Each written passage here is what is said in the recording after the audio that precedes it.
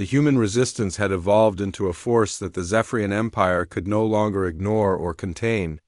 What began as desperate acts of survival had become a coordinated military campaign that spanned 43 worlds and threatened the stability of alien civilization throughout multiple star systems. Former prison warden Janet Scott commanded the Liberation Fleet that freed the primary breeding facility on Proxima Centauri B. The massive complex had housed over 50,000 humans in conditions designed to maximize reproductive output for the alien empire.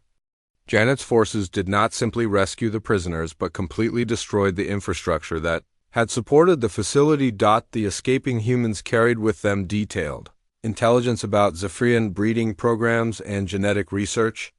Dr. Patricia Lee analyzed the alien data and discovered that the Empire had been conducting similar operations on dozens of other species throughout their territory. Humans were just the latest addition to a galactic network of enslaved populations. Luke Adams arrived from Earth with a fleet of captured alien warships operated by human crews. His forces had spent months learning to use Zephyrian technology and had become skilled at space combat. The arrival of reinforcements from the home system demonstrated that humanity was now capable of projecting military power across interstellar distances. The combined human forces launched Operation Homecoming under the joint command of Luke Adams and Tony Rodriguez.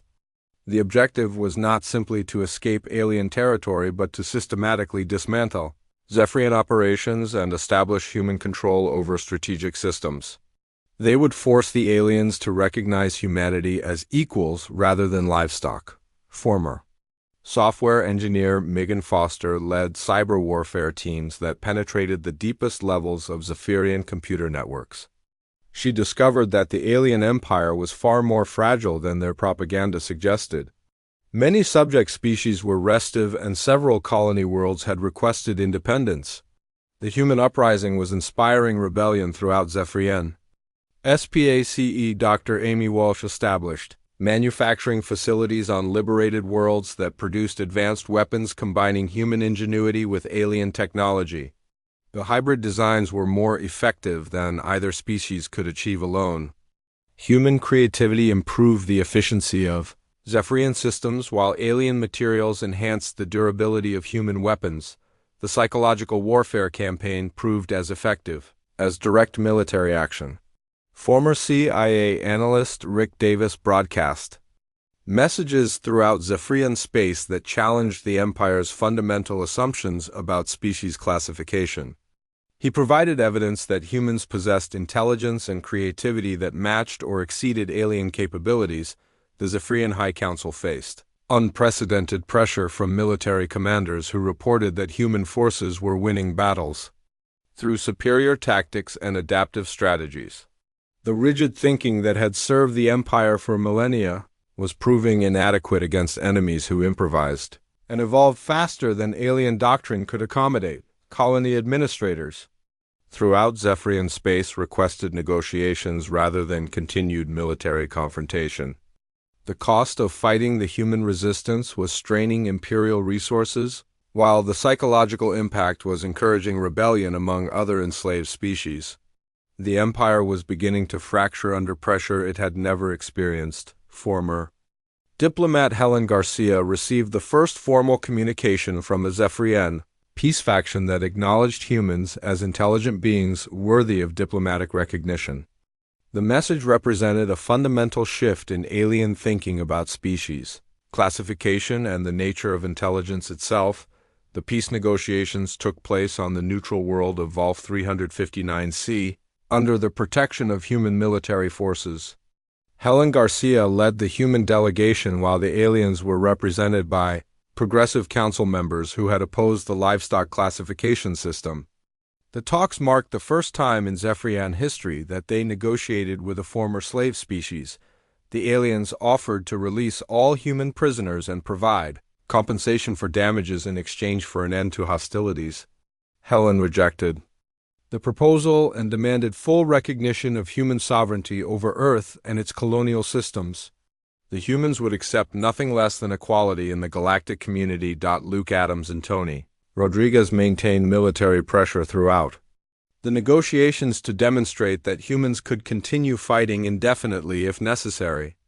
Their forces captured additional Zephyrian facilities and liberated more enslaved populations while the talks proceeded. The message was clear that humanity negotiated from strength rather than desperation. The breakthrough came when Dr. Patricia Lee presented evidence that humans had developed medical treatments that could benefit Zephyrian physiology. The crystalline beings were vulnerable to certain diseases that human biochemistry could address. This offered the possibility of mutually beneficial cooperation rather than the one-sided exploitation that had characterized their previous relationship. The final treaty established humanity as a sovereign species with full rights in the galactic community. The Zephyrian Empire agreed to release all human prisoners and provide reparations for the damages caused by the harvest. More importantly, they acknowledged that their species classification system was fundamentally flawed and required complete revision. Human children born on the liberated worlds would grow up free and equal to any other species in the galaxy.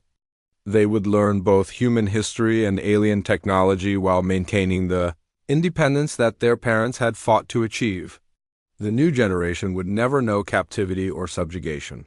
Former high school football coach Gary Thompson established the first human colony on a world that had been a Zephyrian prison complex.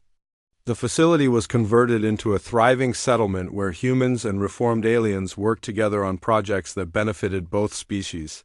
The transformation symbolized how completely the relationship had changed. The resistance network that Rick Davis had built became the foundation for human civilization among the stars. Communication links between worlds allowed coordination of trade and cultural exchange while maintaining the independence that each colony required. Humanity had not just survived, but had created something new and powerful, Steve Parker commanded. The human fleet that patrolled the border systems and ensured that the treaty terms were maintained. The aliens had learned to respect human military capabilities and made no attempts to resume their previous policies. The balance of power had shifted permanently in favor of species that refused to accept domination. The galaxy had changed forever because one species had refused to accept the role that others had assigned to them. Humans had proven that intelligence and determination could overcome technological superiority when combined with the willingness to sacrifice everything for freedom. They had earned their place among the stars through courage and blood rather than permission or tolerance. The final scene showed human children playing in the gardens of New Geneva while Zephyrian younglings watched with crystalline curiosity. The two species were learning to coexist as equals while other formerly enslaved populations throughout the galaxy began their own struggles for recognition and freedom. Humanity had shown that liberation was possible for any species willing to fight for it. The coordinated uprising began simultaneously across 17 worlds when Rick Davis transmitted the activation signal through the alien communication network. In facilities scattered across 8 star systems, humans launched attacks that had been planned for months through careful intelligence gathering and resource stockpiling. Tony Rodriguez led the assault on the main control center of the Kepler 442b mining facility. His team used explosive charges that Betty Ross had constructed from mining equipment to breach the heavily fortified command structure. The Zephyrian guards were overwhelmed by humans who fought with desperate fury and tactical precision. The aliens had never faced coordinated attacks from multiple facilities at the same time. Their command structure was designed to handle isolated incidents and local emergencies, but not simultaneous uprisings across their entire empire. Communication networks became overloaded as panicked reports flooded in from colony administrators. Former Marine explosives expert Ryan Clark taught resistance cells how to target Zephyrian weak points for maximum disruption. The crystalline beings were vulnerable to sonic weapons that could shatter their bodies and electromagnetic pulses that interfered with their internal energy systems. Human ingenuity found ways to weaponize ordinary equipment against alien physiology. Dr.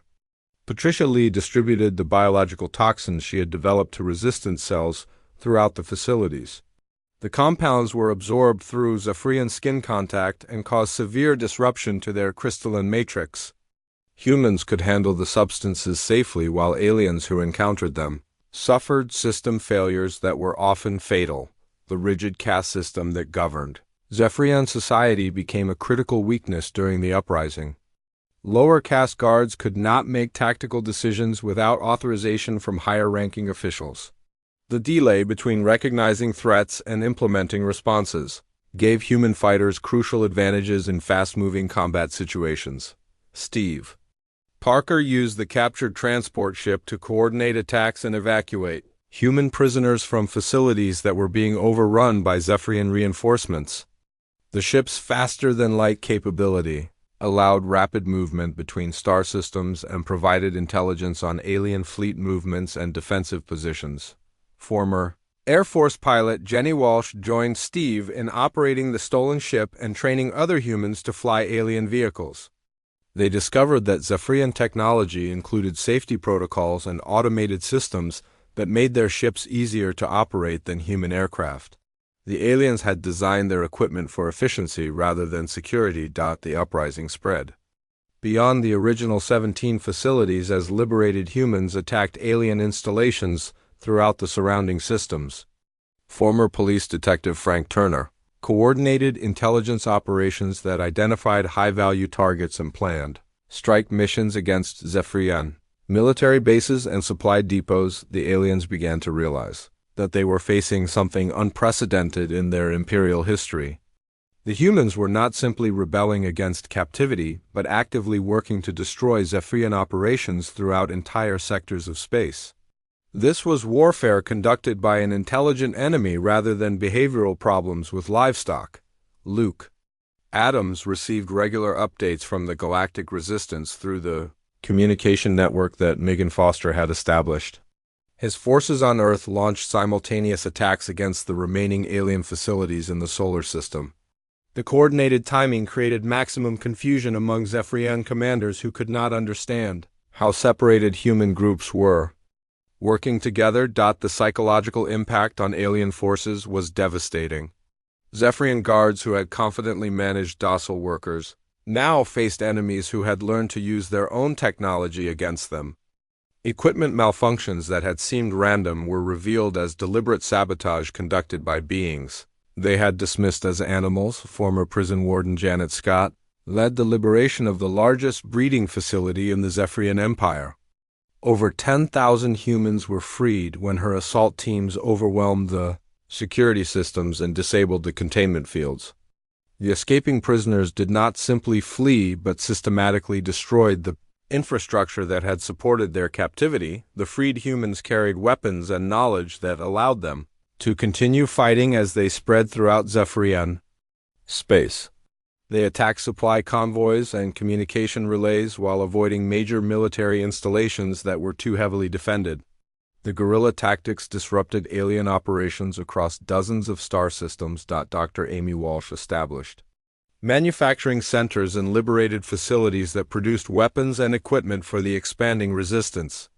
She reverse-engineered Zephyrian technology to create tools that humans could use more effectively than the original alien designs.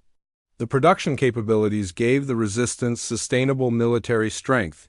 The Zephyrian High Council faced demands for action from colony administrators who could no longer maintain control over their human populations. Military commanders requested massive troop deployments to contain the uprising, but the scale of the rebellion exceeded available forces. The aliens were fighting a war across their entire empire. Former diplomat Helen Garcia made contact with Zephyrian splinter factions that questioned the Empire's policies toward conquered species. Some aliens had begun to recognize that the classification system was flawed and that humans might represent something more than sophisticated animals. These dissidents provided intelligence about alien military plans and political divisions. The Resistance achieved another major victory when Ryan Clark's demolition teams destroyed the primary Zephyrian fleet base in the Kepler system. The explosion eliminated dozens of warships and created a strategic gap in alien defenses that human forces could exploit.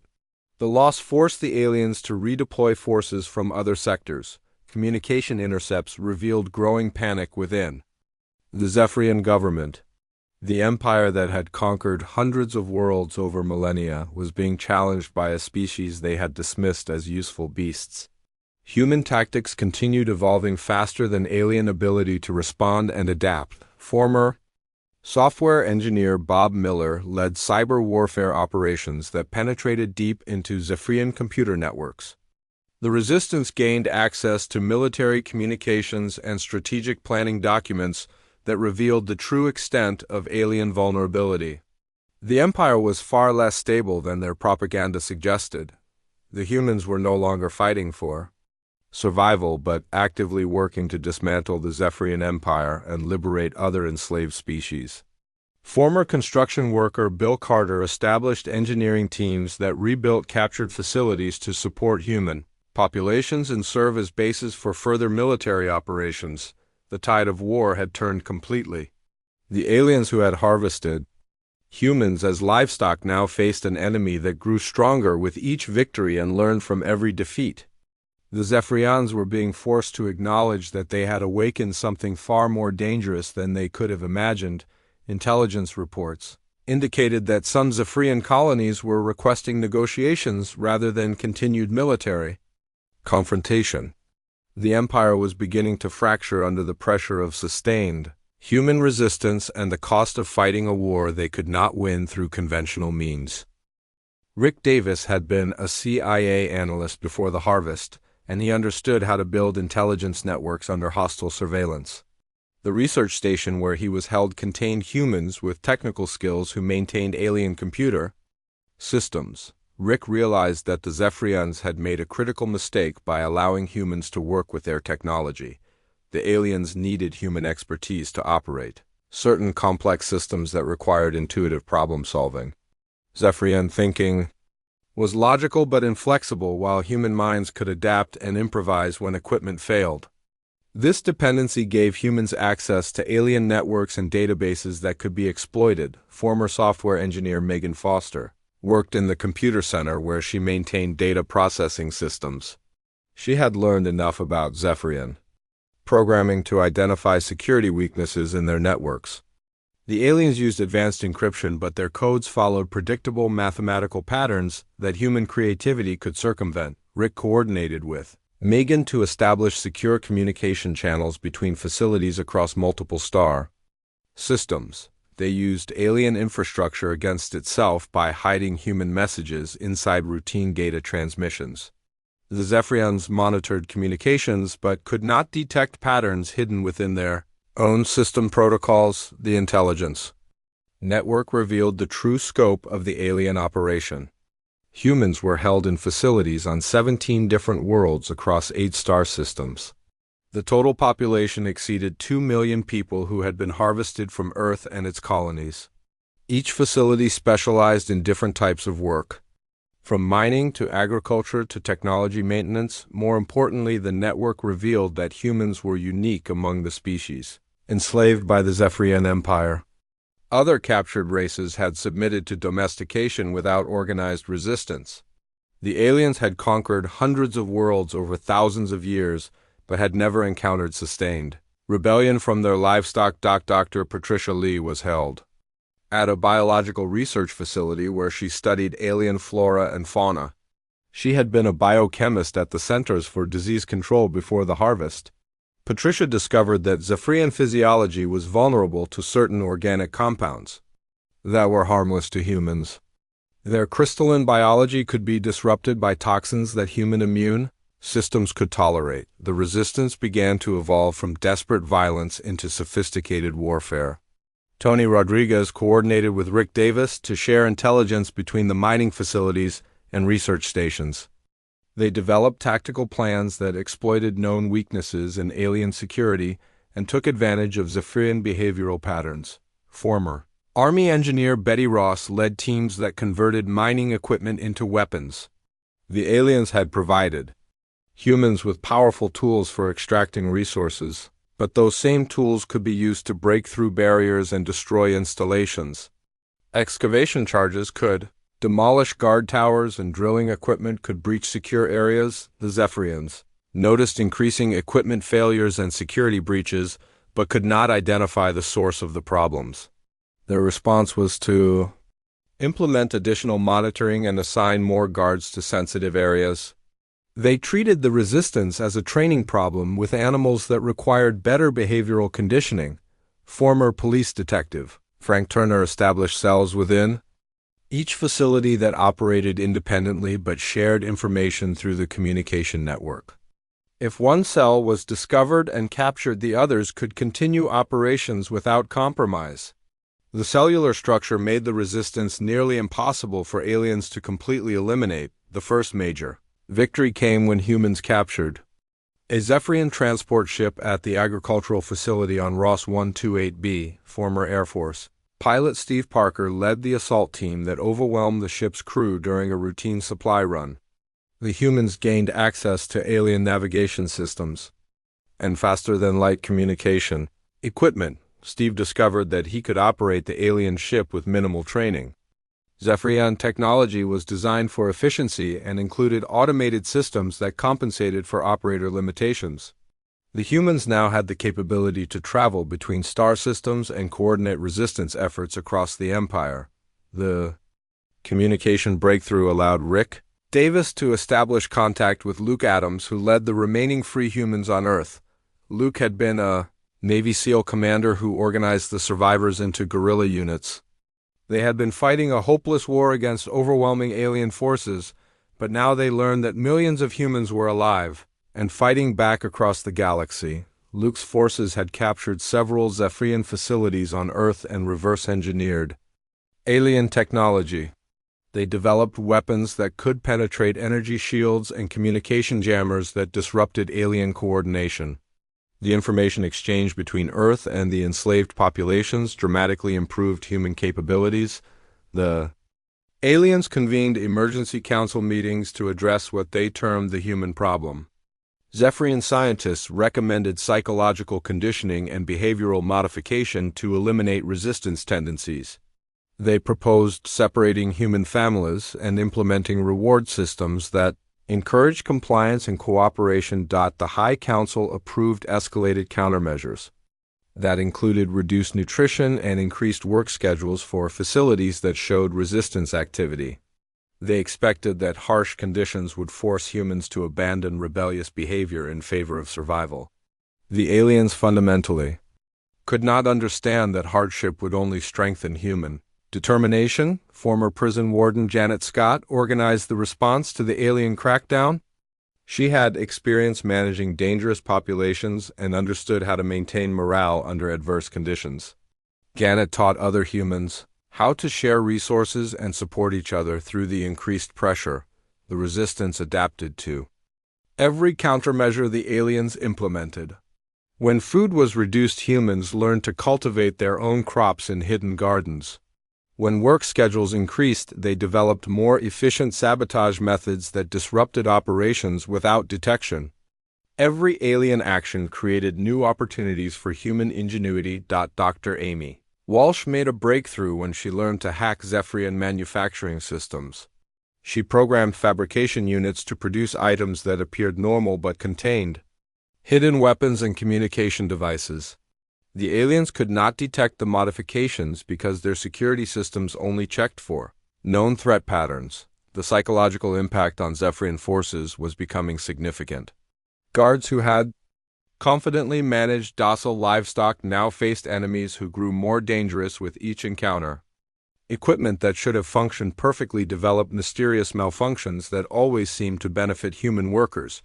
Megan Foster intercepted alien communications that revealed growing concern within the Zephyrian command structure.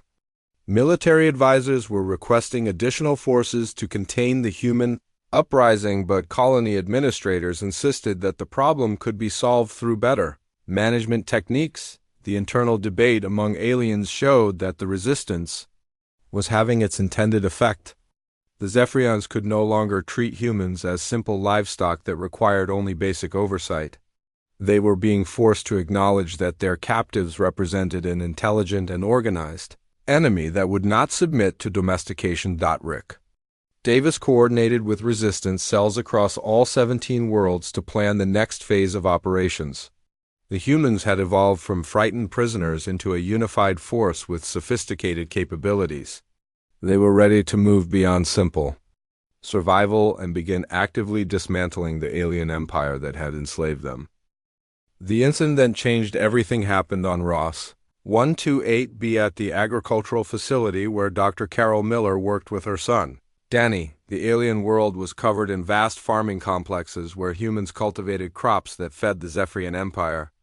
The work was less dangerous than mining, but equally restrictive under constant alien supervision. Danny Miller had always been a healthy child, but something in the alien environment was making him sick.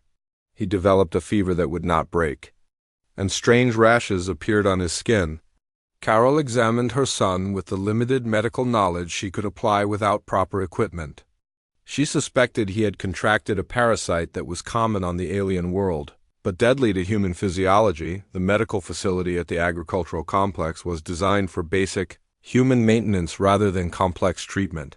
The aliens provided care that kept their workforce functional but did not waste resources on individuals who showed declining productivity. Carol requested access to advanced medical equipment that could diagnose and treat her son's condition. The Zephyrian overseer responsible for the medical facility was a tall crystal being with silver light patterns. Carol approached the alien through the proper channels and explained that her son needed immediate treatment. She used simple gestures and basic pictographs to communicate the urgency of the situation. The alien consulted its database and determined that Danny's productivity value was minimal. Young humans were not useful workers and represented a resource drain until they reached productive age. The medical treatment Carol requested would require expensive equipment and skilled technician time. The cost analysis showed negative return on investment. Carol pleaded with the alien overseer. She explained that Danny was her son and that saving his life was more important than productivity calculations. The Zephyrian showed no understanding of maternal attachment or emotional bonds. It communicated through light patterns that medical resources would be better allocated to prime breeding specimens and essential workers. The denial of treatment was delivered with the same casual indifference that the aliens used for all livestock management decisions. Danny was categorized as a low-value unit whose loss would not significantly impact facility operations. Carol could continue her agricultural duties while the young human expired naturally from the parasitic infection. Carol refused to accept this decision. She broke into the medical facility during the night shift and attempted to operate the alien diagnostic equipment. The machines were designed for Zephyrian physiology and would not respond to human interaction. Automated security systems detected the unauthorized intrusion and alerted the guards. 2 Zephyrian security units arrived and found Carol desperately trying to access medical supplies. They restrained her with energy fields and returned her to the residential quarters. The aliens increased monitoring protocols around the medical facility and flagged Carol as a human requiring behavioral modification. Danny's condition worsened over the following days. The fever climbed higher and the rashes spread across his body. Carol watched helplessly as her son suffered from a disease that could be easily treated with proper medical intervention. The alien overseers observed the situation with clinical detachment as they would monitor any livestock mortality. The other humans in the facility began to understand what was happening. Word spread through the covert communication networks that Tony Rodriguez had established. A child was dying because the aliens valued medical resources more than human life. The casual cruelty of this decision ignited something primal in the human psyche. Former emergency room. Nurse Janet Scott tried to help Carol treat Danny with improvised remedies. They used plants from the agricultural fields to create basic medicines, but nothing could combat the alien parasite without proper medication. The Zephyrians observed these efforts with interest as examples of human pack-bonding behavior. Danny died in his mother's arms on a cold morning, while the twin sons of Ross 128B cast purple shadows across the agricultural fields. Carol held her son's body and wept with a grief that shook her entire being. The Zephyrian overseers noted the death in their records and scheduled disposal of the deceased unit through standard protocols. The news of Danny's death reached every human facility through the underground communication network, former high. School football coach Gary Thompson was working in the mines of Kepler 442b when he learned what had happened. The image of a mother watching her child die because aliens considered medical treatment too expensive filled him with rage that burned like molten metal. Gary had always been a gentle man who solved problems through patience and understanding. But the death of Danny Miller destroyed something fundamental in his worldview. The aliens had revealed their true nature through this act of casual cruelty. They were not just captors but monsters who valued human lives less than the cost of medicine. That night, Gary gathered a group of humans in a maintenance tunnel where Amy Walsh had created a surveillance blind spot. He spoke quietly about what they had learned from Danny's death. The Zephyrians saw humans as disposable resources whose lives meant nothing beyond productivity calculations. This knowledge demanded a response. Former construction worker Bill Carter had been building restraint in the mining facility for months. He suggested that they target the alien guard post during the next shift change. The humans had studied Zephyrian routines and identified a brief window when security would be reduced. They could overwhelm the guards with improvised weapons and send a message that human lives had value. The attack happened 3 days after Danny's death. Gary led 12 humans in a coordinated assault on the guard station. They used mining tools as weapons and moved with the precision of a football team executing a practice play. The Zephyrian guards were caught completely off guard by the sudden violence. The crystal beings had energy weapons, but their rigid training had not prepared them for close combat with determined enemies. The humans overwhelmed the guard post in less than 5 minutes. For the first time since the harvest, Zephyrians died at human hands. Their crystalline bodies shattered, like glass when struck with sufficient force. The aliens who survived the attack retreated to secure areas and activated emergency protocols. They had never encountered organized violence from a domesticated species. Their databases contained no behavioral models for livestock that fought back with intelligence and coordination.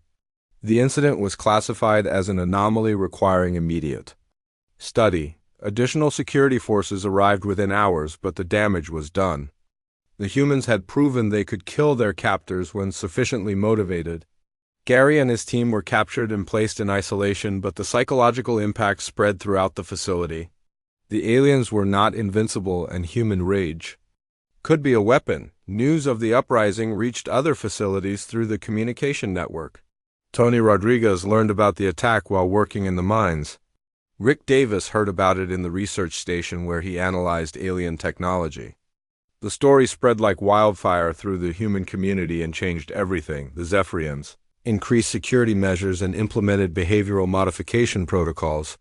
They expected the violence to be a temporary anomaly that could be corrected through proper conditioning, but they fundamentally misunderstood what they were facing. The death of Danny Miller had awakened something in humanity that would not be contained or controlled.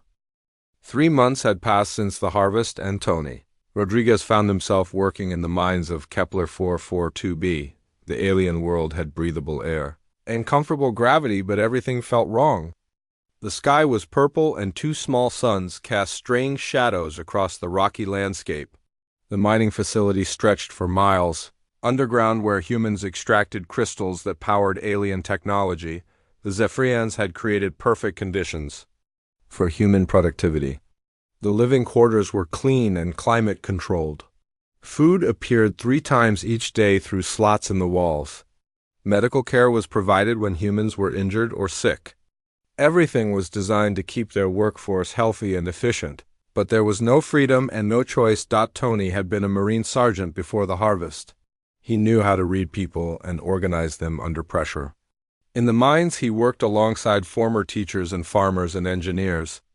All of them had been torn from their lives and brought to this place to serve alien masters who saw them as useful beasts.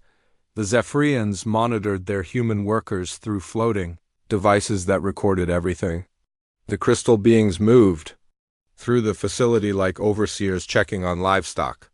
They never spoke to humans directly but communicated with each other through patterns of light that flowed across their bodies. Tony learned to recognize different light sequences that meant work time or rest time or meal time. During the work shifts, Tony began talking quietly with other humans. He started with people he could trust, like former police officer Frank Turner and ex-military engineer Betty Ross. They shared information about the facility layout and guard routines. The aliens did not seem concerned about human conversation as long as productivity remained high. Dr. Amy Walsh worked in a different section of the mine, where she maintained the extraction equipment. She had been a NASA engineer who understood complex systems. Amy studied the alien technology whenever possible and learned how their machines functioned. She discovered that Zephyrian devices followed predictable patterns and had built-in safety protocols that could be exploited. The aliens had organized humans into work groups based on physical capabilities. Stronger people worked the heavy extraction equipment while those with technical skills maintained the machinery.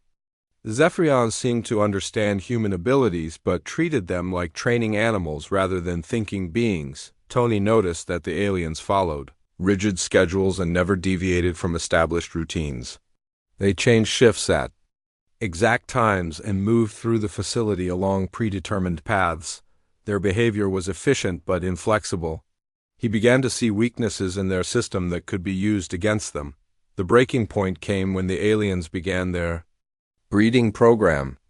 Humans were sorted into reproductive pairs based on genetic analysis and physical traits.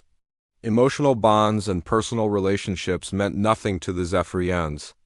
They assigned breeding partners like farmers managing livestock genetics. Kevin Brooks was 18 years old and had been separated from his girlfriend Nina Smith during the initial sorting. They had been together since high school and planned to marry after college. The aliens decided that Kevin should be paired with a woman named Julie Watson based on their genetic compatibility. Nina was assigned to breed with an older man she had never met. The casual cruelty of this decision shocked the human community. Parents were separated from children who were too young to breed. Married couples were split apart and given new partners.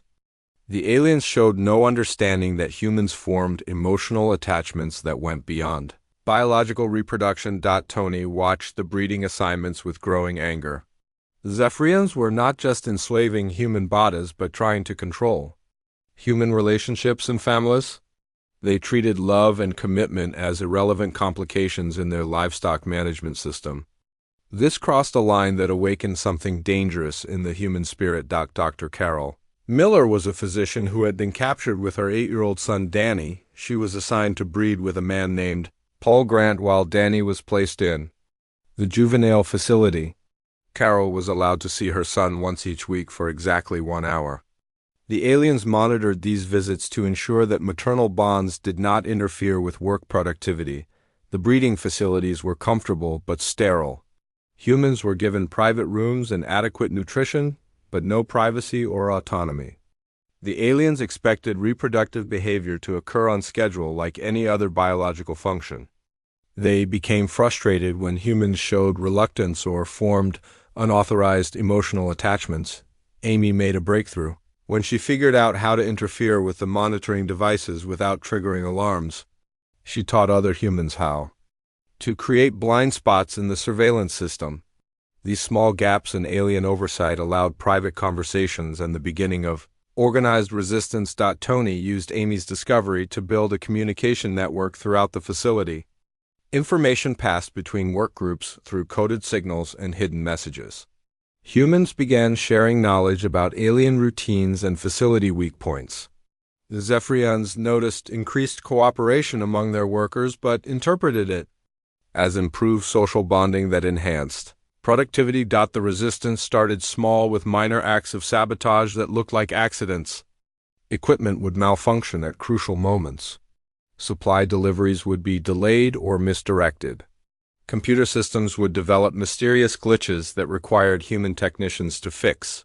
The aliens attributed these problems to the complexity of managing a new species. Frank Turner organized intelligence gathering efforts that mapped the entire facility.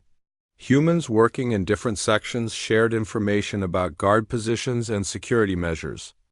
They learned which areas were heavily monitored and which were relatively safe for clandestine activities. The aliens began to notice patterns in the equipment failures but could not identify the cause. Their response was to increase monitoring and implement additional security measures. They treated the problems as training issues with animals that needed better behavioral conditioning. Tony realized that the Zephyrians fundamentally could not conceive of organized resistance from what they considered domesticated creatures. Their entire species database had no examples of livestock that fought back with intelligence and coordination. This blind spot would become their greatest weakness. The human community was transforming from a collection of frightened prisoners into something much more dangerous. They were becoming a unified force with shared purpose and growing capabilities. The aliens had created the perfect conditions for rebellion by underestimating the species they had chosen to enslave. Jake Morrison stood at the observation deck of Europa Station and watched the ice fields stretch toward the horizon. The research facility had been his home for 2 years now. He led a team of 12 scientists who studied the frozen moon's potential for human settlement. Life was quiet but good. The work meant something and his team felt like family. Dr. Lisa Carter was running tests on ice samples when the first ships appeared. She called Jake to the main lab with excitement in her voice. Through the reinforced windows they could see massive vessels descending through Europa's thin atmosphere. The ships were unlike anything humans had ever built. They moved without sound and seemed to bend light around their hulls. Jake tried to contact Earth, but the communication systems were dead. Every radio frequency returned only silence. The alien ships settled on the ice plains about 5 miles from the station. Their design was beautiful and terrifying. Smooth surfaces reflected the distant sun while strange patterns of light moved across their hulls like living things. The first aliens appeared 3 hours later. They were tall beings made of what looked like living crystal. Their bodies caught and scattered light in rainbow patterns. They had 4 arms and moved with fluid grace across the ice. Jake counted at least 20 of them approaching the station. They carried devices that hummed with energy. Lisa tried to establish contact through the station's external speakers. She spoke in English, then switched to mathematical sequences and simple pictographs on the display screens. The aliens ignored every attempt. They moved around the station like scientists studying an interesting rock formation. They pointed devices at the walls and recorded data on machines that floated beside them. The aliens found the station's main entrance and simply walked through the sealed airlock. The heavy doors that should have stopped them dissolved like morning mist. Jake gathered his team in the central hub. Everyone was scared but tried to stay calm. These were scientists who had trained for first contact scenarios, but nothing had prepared them for beings who treated humans like they did not exist. One of the crystal beings approached Jake's group. It was taller than the others, with more complex light patterns moving through its body. The alien raised one of its 4 arms and pointed a small device at Jake. A blue beam surrounded him, and he found he could not move. His body was frozen, but his mind remained clear. He could see and hear everything, but could not speak or gesture. The other aliens began the same process with his team. One by one, the scientists were caught in the blue energy fields. Lisa struggled against the beam until she realized it was useless. The aliens showed no emotion or curiosity about human reactions. They worked with the efficiency of farmers collecting livestock. More aliens entered the station. They moved through every room and examined every piece of equipment. They seemed particularly interested in the computers and data storage systems. Jake watched them copy files and programs onto their floating devices. They were stealing decades of human research and knowledge. The aliens began preparing the humans for transport. They used devices that created floating platforms beneath each person. Jake found himself lifted off the ground while still trapped in the energy field. He could see his team around him, all floating in the same helpless state. The aliens guided them toward the exit like herding cattle. Outside the station, Jake saw the true scale of the alien operation. Dozens of the crystal beings moved across the ice. More ships had landed, and they were loading equipment and supplies. In the distance he could see other human facilities being emptied. The aliens had come to harvest everything of value in humans. We're just another resource to collect. The transport ship was enormous inside. Jake and his team were placed in a large chamber with hundreds of other humans. People from Earth's colonies floated in the same blue energy fields. Children cried for parents they could not reach. Families were separated by invisible barriers that the aliens treated as simple organization tools. Dr. Helen Ross, from the Mars colony, tried to speak to the aliens. She was a linguist who spoke 12 human languages. The crystal beings ignored her completely. They sorted humans by apparent physical capabilities and age groups. Jake realized with growing horror that they were being categorized like animals at a processing facility. The aliens showed no recognition that humans were intelligent beings. They provided water and nutrition through tubes that extended from the walls. The food was bland but nutritious. The temperature was comfortable and the air was clean. Every need was met except freedom and dignity. Jake spent hours trying to understand what was happening. The aliens had technology that surpassed human science by centuries. They had crossed interstellar space to reach Earth's system. Yet they treated humans as primitive creatures worthy only of harvesting and study. The implications were terrifying. As the ship left Europa's orbit, Jake saw other vessels departing from Earth and its colonies. The operation was massive and coordinated. Millions of humans were being taken from their homes. The aliens had conducted the most successful invasion in human history, and they had done it without firing a single shot. The crystal beings had not come to conquer humanity. They had come to collect a useful species for purposes unknown. Jake realized that to these aliens, humans were nothing more than clever animals who had developed interesting tools. The thought filled him with a rage that burned like ice in his chest, but the energy field held him motionless and silent.